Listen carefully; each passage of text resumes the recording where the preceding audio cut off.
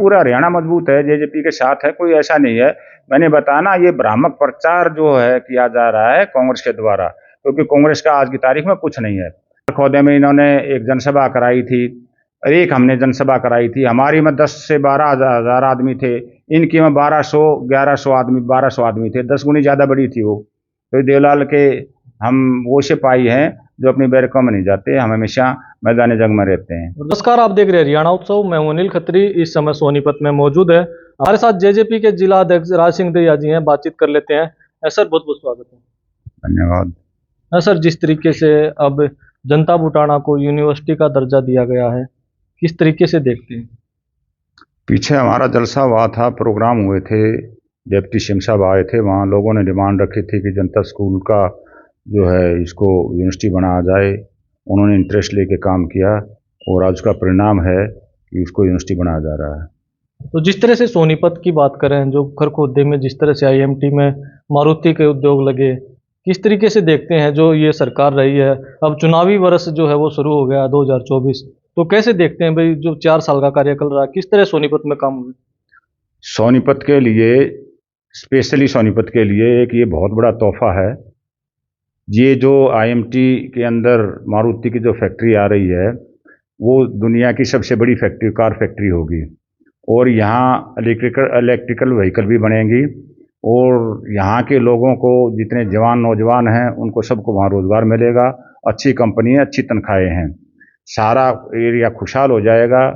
पहले यहाँ 1 एकड़ की कीमत 20 लाख 30 लाख रुपए होती थी, आज 6 करोड़ 7 करोड़ कीमतें चली गई हैं। तो स्पेशली इस एरिया के लिए, खरखोदा के एरिया के लिए, और इन जनरल सोनीपत के लिए एक ये बहुत बड़ी गिफ्ट है जो आदरणीय हमारे डिप्टी सीएम साहब हैं, उन्होंने दी है। तो जिस तरह से लोगों में प्रचार किया जा रहा है कि भाई कोई काम नहीं हुए, दुष्यंत चौटाला ने सरकार में साझेदार बनने के बाद लोगों के काम नहीं किए, उनके प्रति नाराजगी है, तो जैसे चुनावी वर्ष है 2024 से, क्या आपको लगता है क्या असर रहेगा? काम नहीं किए, काम नहीं किए, कौन कहता काम नहीं किए? तो कांग्रेस ही फैला रही है, तो अफवाह है, काम नहीं हुए। काम अगर हुए तो वाकई में दुष्यंत चौटाला आज भी 14 से 16 घंटे काम कर रहा है, और आज भी उसके पास कम से कम 500 आदमी हर रोज उनसे मिलने जाते अपने कामों के बारे में। अगर काम नहीं होते तो वो लोग क्यों जाते? धीरे धीरे जा करके आज सुनने के ऊपर आ जाते। काम होते हैं तो इसलिए लोग जाते हैं, और ये तो मात्र एक अफवाह, काम नहीं हुई। इतनी बड़ी फैक्ट्री ला दी यहाँ, आपने जो अभी बात की थी मारुति की, ये काम नहीं, इससे बड़ा क्या काम होगा इस पूरे एरिया के लिए, स्पेशली खरखोदा के लिए तो बहुत बड़ा गिफ्ट है ये। मैं गुड़गांव रहता हूँ, गुड़गांव मेरे सामने मारुति आई है। मैं 85 में गुड़गांव आया था, 82 में वो फैक्ट्री लगनी शुरू हुई थी, और आज वहाँ देखो तो पूरा सिनारियो पूरे हिंदुस्तान का सबसे 1 नंबर का शहर आज गुड़गांव है। वही हाल यहाँ होने वाला है। खरखोदे का तो यहाँ पता भी नहीं चलेगा कि ये खरखोदा है या क्या है, ये उससे भी ऊपर जाएगा, ये गुड़गांव से ऊपर जाएगा। तो ये सब जिस तरह से चर्चाएं चलती हैं कि भाई 2024 में तो गठबंधन भी टूट जाएगा और जेजेपी का बिल्कुल सफाया हो जाएगा हरियाणा से, आगे 29 में या आगे कुछ हो सकता है, फिर ये चर्चाएं लोग करते हैं। फिर वही बात आ जाती है, ये चर्चाएं सारे कांग्रेसी लोग कर रहे हैं। गठबंधन हमारा बहुत मजबूत है, भगवान ने चाहा तो दोनों इलेक्शन हम इकट्ठे लड़ेंगे।